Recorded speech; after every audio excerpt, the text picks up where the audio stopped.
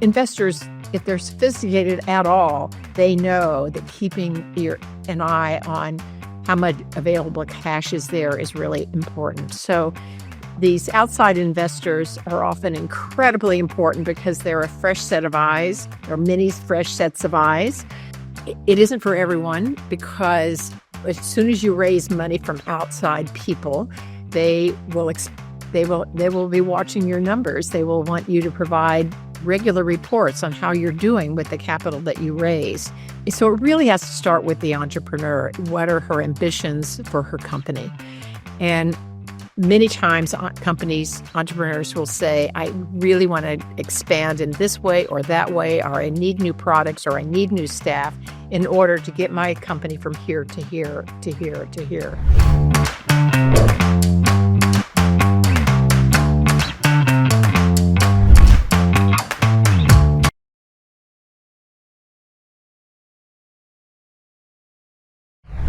Okay, so Loretta, it's so good to finally have you, and thank you so much for taking the time in this lovely, lovely afternoon. Thank you for having me. I've been looking forward to this. Absolutely. I am actually particularly excited about Golden Seeds because it also talks to the vision of Women Who Build in some shape or form. And what got me really excited about about the angel group that you're building is just that the extent and the expanse of the group, right? It's quite commendable. And I, have been speaking to a bunch of investors, and it just feels like that is the hardest thing to do. So congratulations for all the work. Thank you. So Loretta, you've had an incredible career in marketing. I'm very curious as to what got you started in investing. Well, I did spend most of my marketing life in financial services. So it was not a big leap for me to go from that to thinking about investing. I also feel that in all the times that I was on Wall Street with several different financial services firms, I was always very conscious of how women were doing or not, and how women were progressing or not. So this switch to be very focused on the opportunities for women was a very natural thing for me. I did a lot of that inside of those firms. The other thing about being a marketer is that you're always building a movement in one way or another, which you may not call when you're in marketing. In financial services, you may not call it movement building, but really you're trying to draw attention to what services or products your firm offers, build a following, build loyalty. And so it was very also natural for me to think about what we've done here as a movement. To begin to draw attention to the amazing things that women entrepreneurs are doing and ensure that they have enough capital to proceed.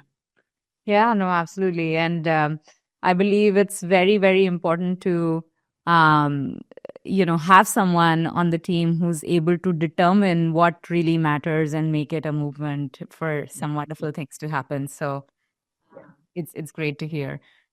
So Loretta, Golden Seeds started in 2005. So you've been investing for the past 20 years now. So how has angel investing really changed in these 20 years?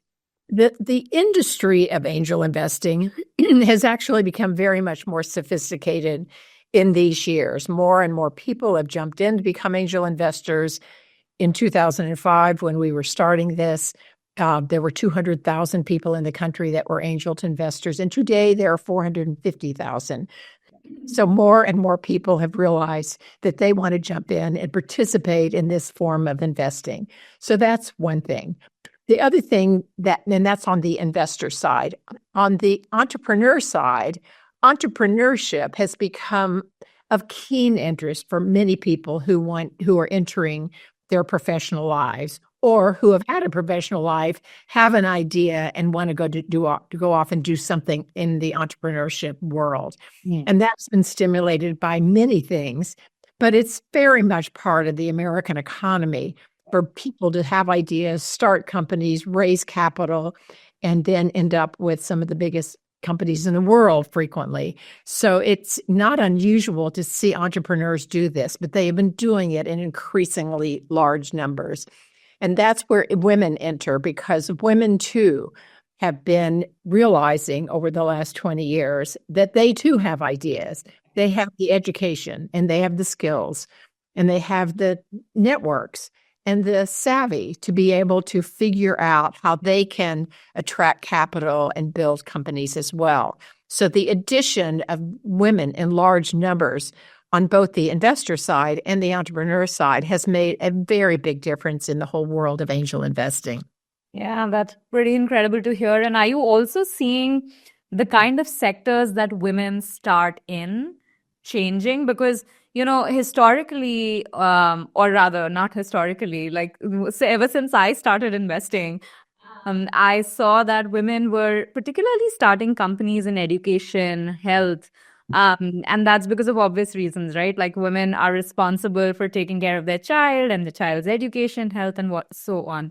So, are you seeing the trend change? Because I have a friend, for example, who works in robotics and agri company. She started it 3 years ago, right? So, and I'm very proud of her. So, are you seeing that change over the years? Absolutely. So the industries that women were particularly concentrated in when we started this were narrower. They were in all industries, but it was some of those categories you just mentioned. Food and fashion would be others that people would generally associate with women entrepreneurs. So they are still in those businesses, which is wonderful. But the growth of women entrepreneurs very much reflects the education that women have had, the work experience they've had, and it goes far beyond some of those earlier categories that women have been associated with. So we see companies in literally, virtually every imaginable sector. Right. And that's pretty interesting because I'm not sure as to what the number is in the US, but I saw that at least in India, the number of women graduates in STEM has actually increased over the past 2 decades.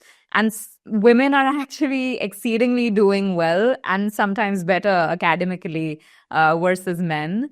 And nothing against men. I'm just saying that it's just evolving, which is great to see. And the push to entrepreneurship has definitely increased for women as well.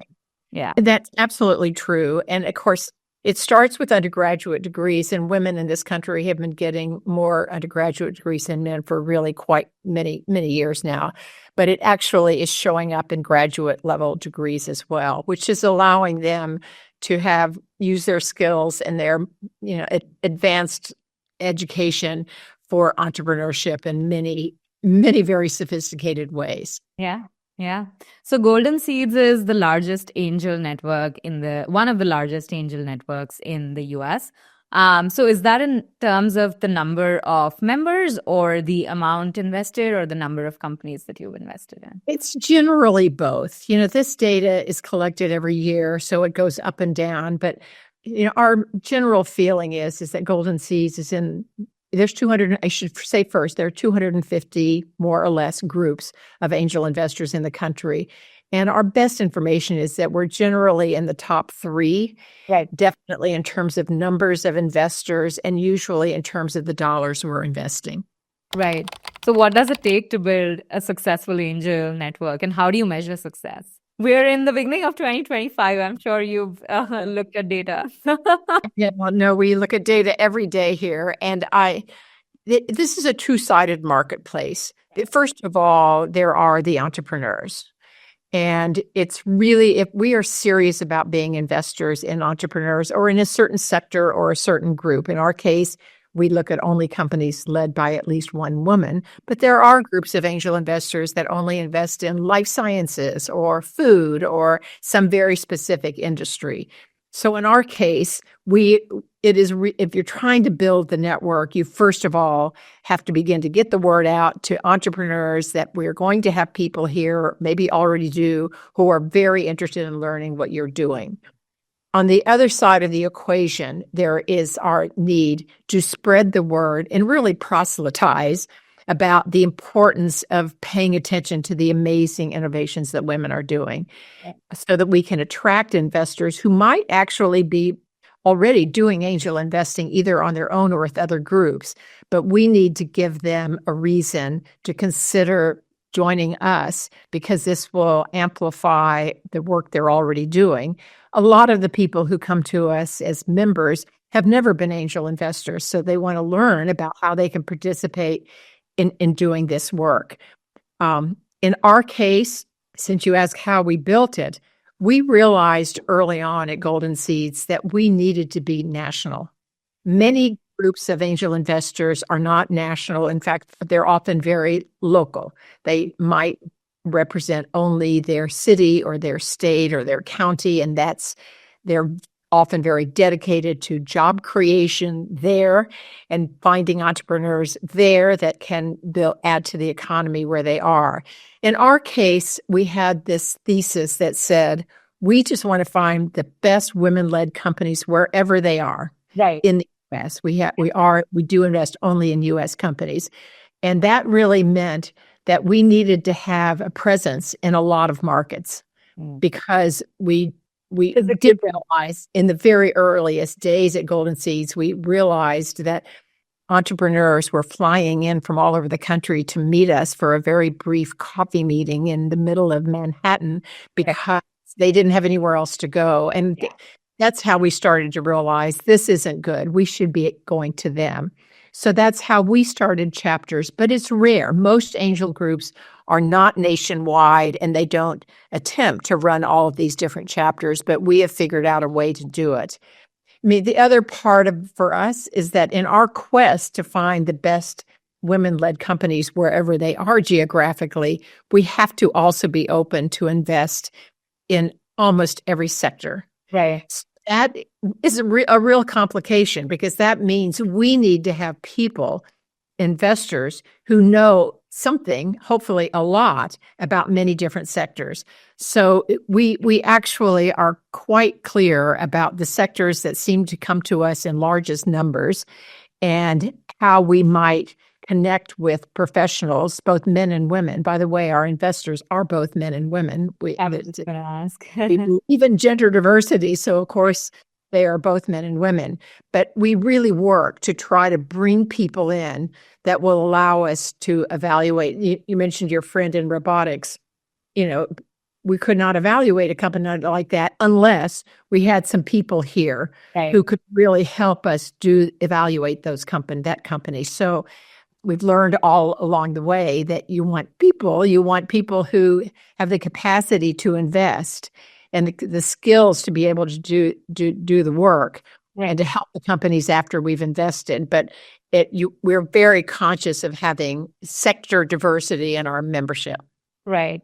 And then you also have, just speaking about your investors, you have around 300 investors, right? If I'm not wrong. Close to that, yeah. Right. And so how do you make sure that there's consistency in terms of decision making or the processes that you may be running? Because the number is definitely big. How do you even I think the follow-up question to that would also be that how do you even pick and choose the investors, right? So for example, there can be 10 different professionals who may be great at financial services, but you may not pick all of them to be a part of your angel network. So how does that process happen? And how do you maintain consistency? I think the first part of that answer is, as an organization, we need to have a point of view about how we want to run it and what we're trying to build here. And this is true with any company, any organization that's ever built. Whoever the founders are have to have a North Star that says, here's what we're trying to achieve, here's who we are. And in the case of angel investing, we really did spend time at the very beginning thinking about best practices.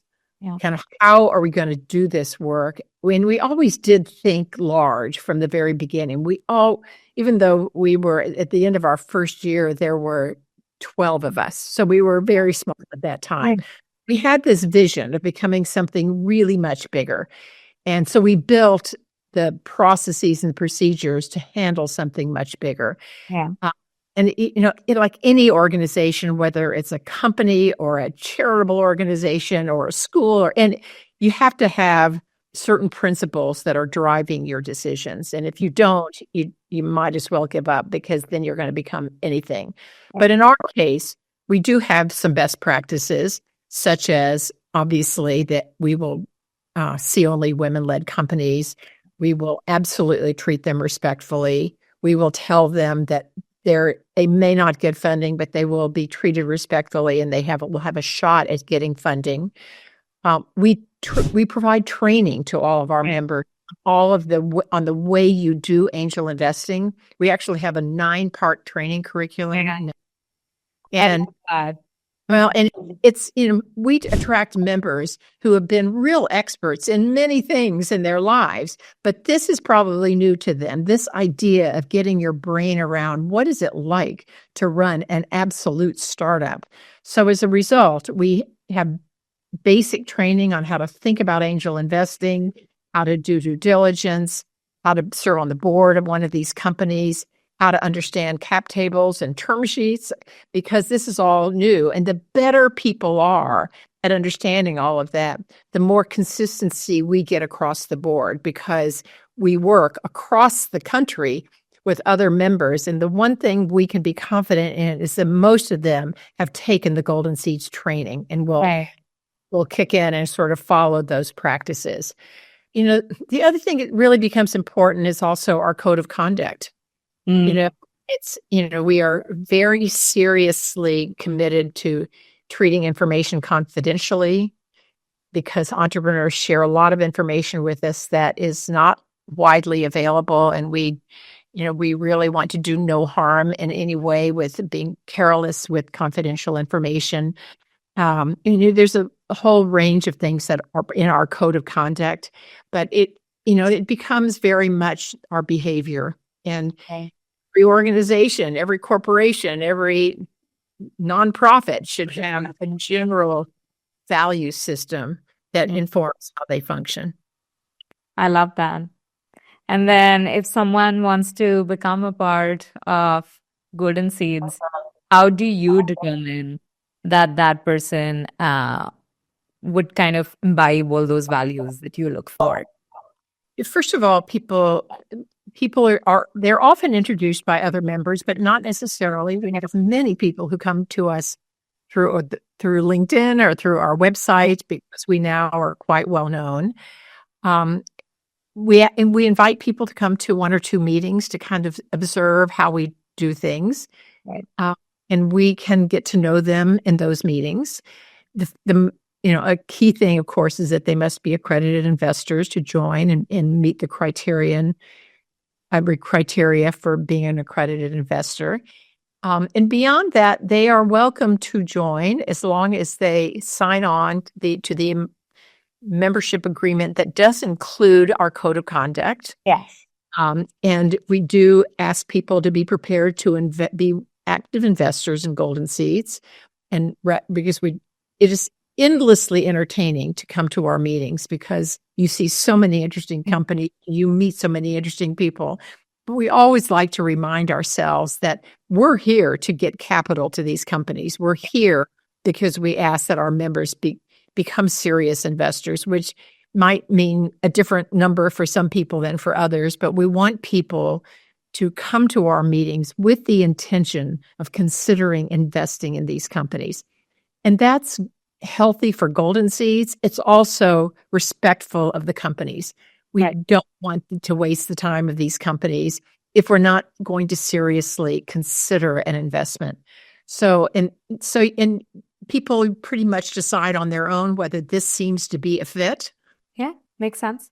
And then you also talked about your vision when you started, and you always wanted to be big, right? And you obviously have 8 chapters, right, across the country. So how did you decide? Because right now, obviously, we have Zoom, but I do believe that people should be in person in the markets that they invest in. So how did you decide, or how do you even decide right now as to when to expand to a new chapter? When is a new city or a state becoming important?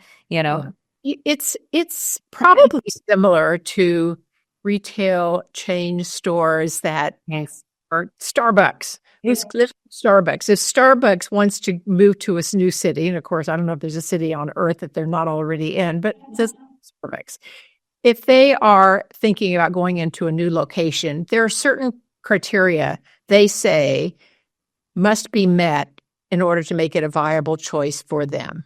And that would be true with Target or Walmart or anyone, or even little stores that want to expand. For us, we would like a city to have the following ingredients. We would like, first of all, to be confident that there are really interesting women-led companies that are percolating in that location. Yeah. And beyond. And it may be, that location and the general region that operates in. At the beginning of Golden Seeds, we weren't so sure about that. But now women really are all over the place doing interesting things. But it is the first thing, because when we plant a chapter somewhere, we want to be confident that our members there will find interesting women-led companies in that area that they will sponsor, they advocate for, and that they will send them through the Golden Seeds process. So that's the first one. The second one is, how active are angel investors in general in that region? Is it an active activity? Right. That goes on. Again, it goes on everywhere. For us, because 85% of our members generally are women, doesn't have to be, but it kind of ends up being in the mid-80s. It's also helpful to have some view that there are women in that city or that location who have had careers where they've made enough money to be able to actively participate in this work, and that they have probably the capital and the skills and the professional networks to find this completely enticing. Yeah. So and again, most cities have that ingredient as well. It wasn't so true 20 years ago, but because you really want both entrepreneurs and eager investors who are eager to meet them. And I'd say the third ingredient is the ecosystem. Meaning, what's going on with entrepreneurship in that location? Are there universities that are breeding entrepreneurs? Are there accelerators and incubators? Are there other angel investment groups that we could work with, because they see great women that they could send to us, and we see great women they could send to them? So we want to be sure that it's not ideal if there's never been any ecosystem activity about angel investing in that location, which again really doesn't happen.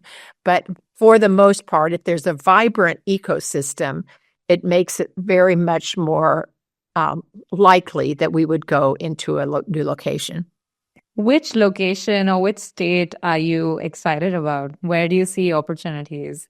New, I would say, because you are really can't be too specific, because there really are so many that are really good possibilities. Yeah. So, a place that we are less represented in than we would like is the Midwest, I would say. So you can think all kinds of cities that are out in the Midwest. We have members in 27 states, so we actually have members in many locations. But to form a chapter, we like to be able to say there's a group of people who really want to actively work the ecosystem, find companies, work together, bring in new members, and that becomes a thing for them to take that on. But it's not just the Midwest. There really are many other cities and locations of size that could be very interesting for Golden Seeds. And if you or anyone listening to this has specific suggestions, we're always open to them. Absolutely. I think we've obviously talked a lot about forming an angel network and really like things from an investor's perspective. But I believe that you ultimately invest in founders, entrepreneurs, and entrepreneurs are always so deep into company building, product building, that they are not quite sure as to how to construct their cap tables. Not all are, some definitely are. So is angel investing actually a good choice for founders from all sectors, or are there, is there no bar? Like what's really the ideal way to raise angel round? I'd be curious. So I'd say that this has to start with the entrepreneur and what is it that she wants for her business, for her company. No one can tell her that she should go outside and raise outside capital. She does, however, need to know what her growth ambitions are and whether to achieve those she can possibly do organically by growing and taking revenue in and then growing to the next level, or is she sufficiently ambitious, or are the costs such that she has to consider ways to raise capital from someone other than herself or her closest family and friends? So it really has to start with the entrepreneur. What are her ambitions for her company?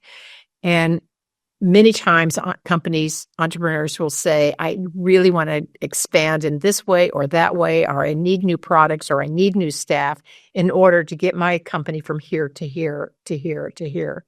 And if they decide they want to bring in outside capital, it's really important for them. And this is why accelerators and incubators are often a really valuable thing for entrepreneurs, because they will coach them on how to get ready to raise capital. Yeah.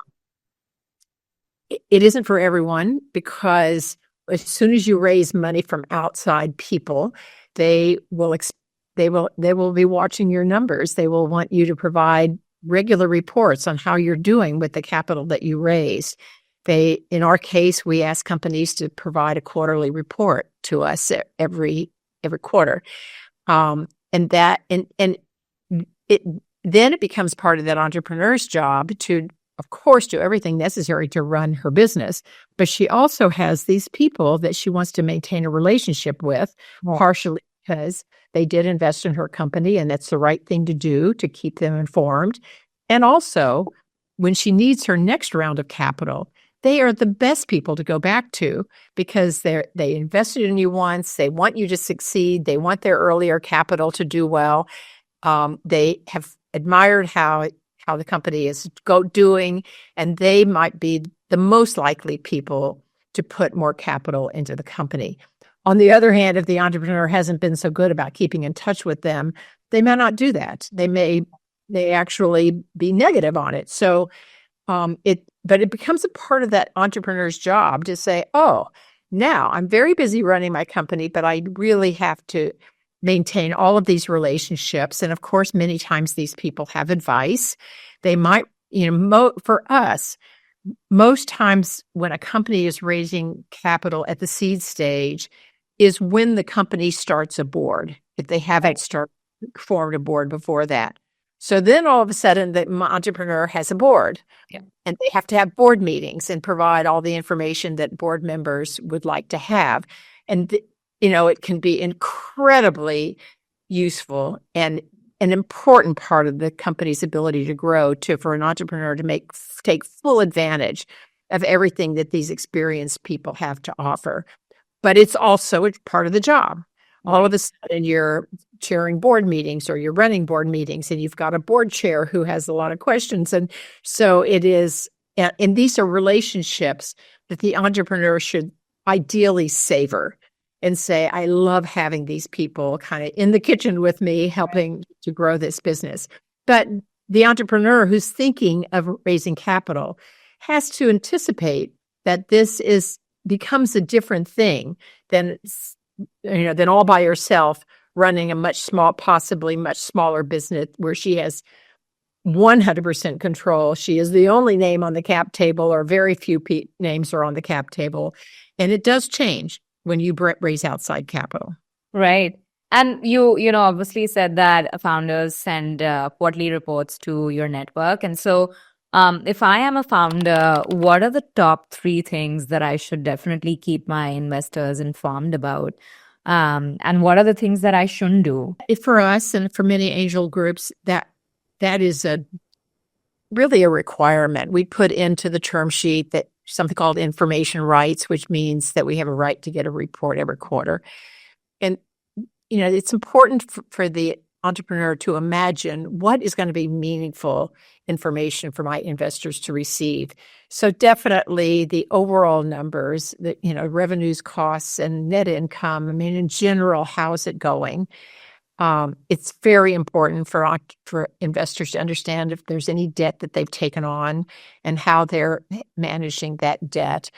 How the numbers compare to what the budget was, because they'll have to have a budget every year, and then how are they doing against that budget? Investors are often very interested to know how an entrepreneur is doing with cash. Do you have enough cash in the business to keep running the business? Can you meet payroll? Can you meet your other expenses?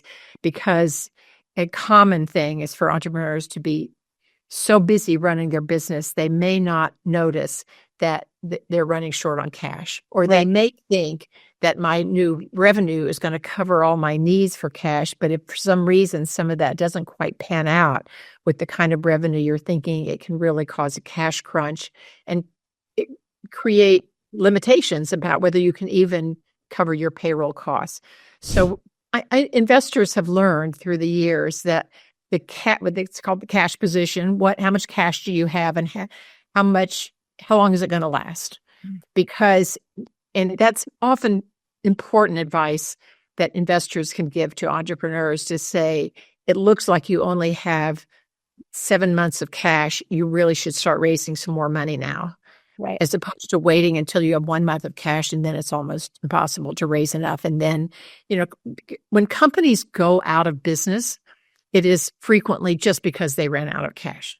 And that's completely heartbreaking, but that really is, they just couldn't fund the business anymore.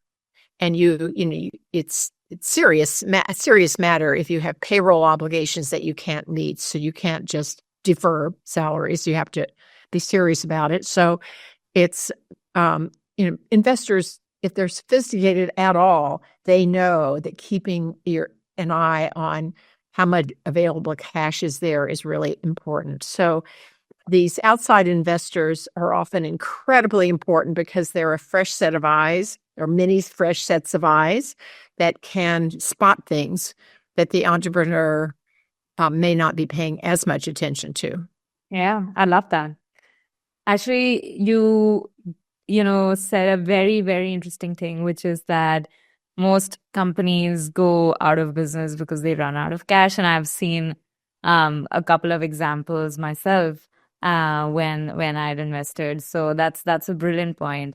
I'm actually curious if, founders can do something to ensure that they are keeping track of cash even before the quarterly check-in.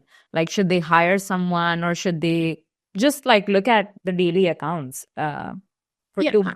Daily is the word, so the investors may want a quarterly report, but the company should be looking every day at how their revenues are coming in, how they're controlling expenses. That's another piece of this, how they're controlling expenses. Yeah. And they should, every day know what their cash runway is, or very frequently know how that and run scenarios. Here's what it is if this much revenue comes in, but if we miss some of that revenue, or some of those contracts that we hope will come in don't, where does that leave us? So they, it's incumbent upon them to run all the scenarios. It's, depending on the business someone is in, and also what the entrepreneur's talents are. Of course, they need financial people there that are helping them with all of that. So that, in many companies, would be the CFO. Sometimes small companies hire fractional CFOs to help them with all of this.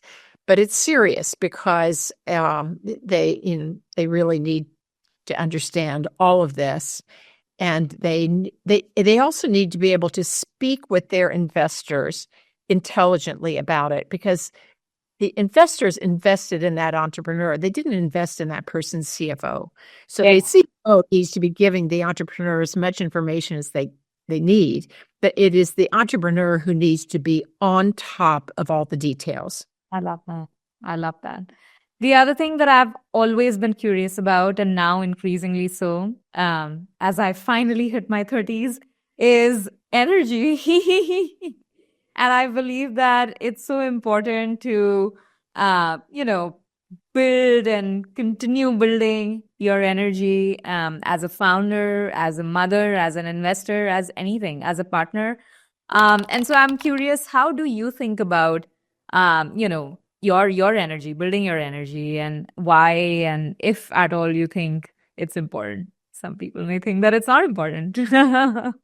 It's totally important. And, I think it's no good for anyone if an entrepreneur is so burned out by running the business that they kind of can lose perspective, or they just are exhausted and everybody around them knows that. And it is important to, it's really all of the obvious things, but, stay as focused on the business as possible, focused on the most important things, be very clear about where in my business are the places I must spend time, because you don't want to go down rabbit holes that are not productive.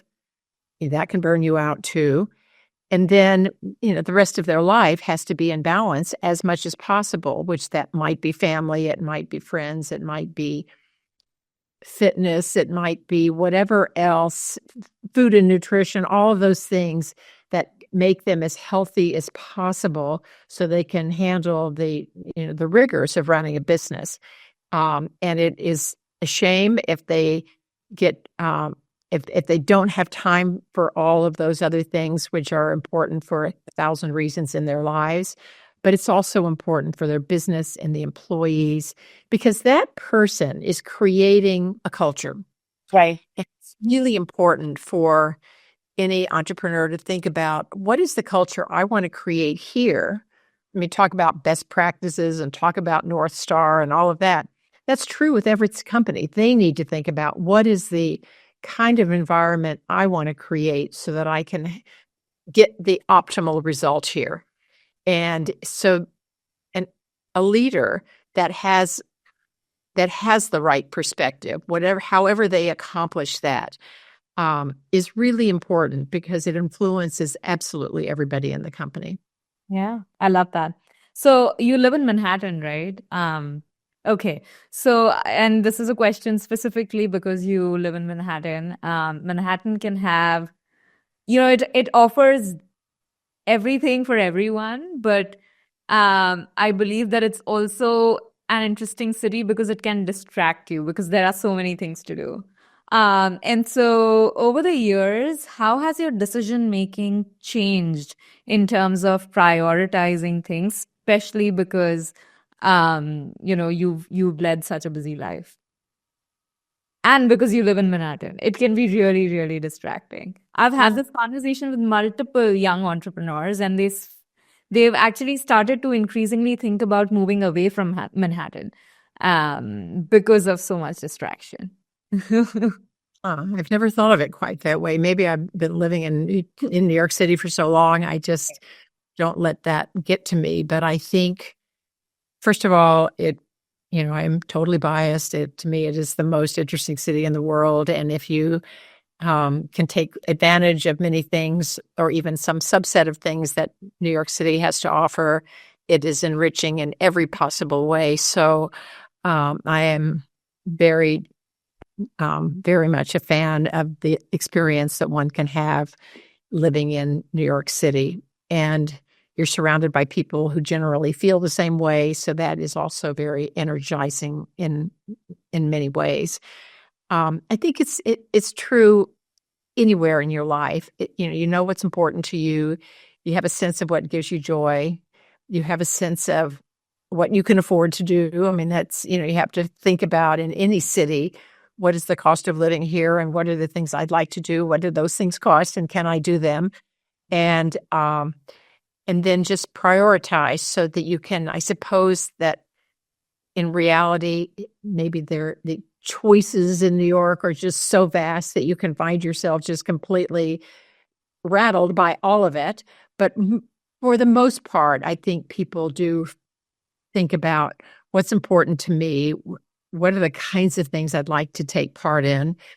You don't have to do them all at the same time. Most of them have a long life in New York, so you can do them also sequentially and test out many different activities to see what's available. And, one wonderful thing about New York is that they're all available there. Everything is one form or another. And much of it can be done at costs that are not as excessive as many people might think. So I think it's really a matter of all parts of this conversation, setting priorities, and deciding kind of how you're going to, what is the optimal use of your time. Yeah, absolutely. I was just having a conversation with my father 5 days ago, and I told him that you can never feel that you are not in India when you are in New York City in specific, because I mean, it has people from everywhere. And then you can see when you miss Indians, you can see some Indian faces also walking around, and some like shami kebab and stuff like that as well on the roadside. So I mean, you never really miss home. So yeah. I mean, of course, the diversity and the melting pot of New York is what many of us really love about it. And it's not just the fact that so many people come from all over the world, but they bring all of their perspectives and all of their customs and their life views, life experience, and worldviews that just enriches your experience if you are in a place like New York where you happen to encounter such a wide variety of perspectives. Yeah. I think one final thing that I'm very curious about is just the great wealth transfer that we've all been reading about, and we spoke briefly. I think what I am, understanding is that women have traditionally not been investing so much on the private side, but you definitely meet with some very new investors. Sometimes they're first-time angel investors as well.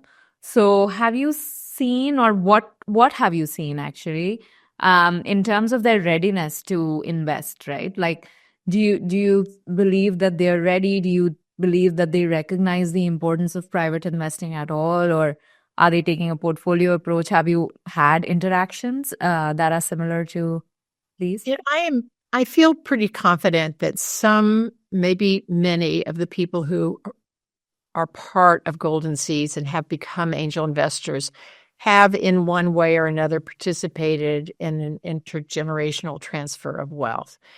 It is also true that I think, we don't know how people came upon their wealth, but because of the experience most people bring, we believe that most of the people we work with every day have accumulated their own wealth. They've made their money, and they have, in most cases, some amount of experience managing money or managing budgets in their own jobs.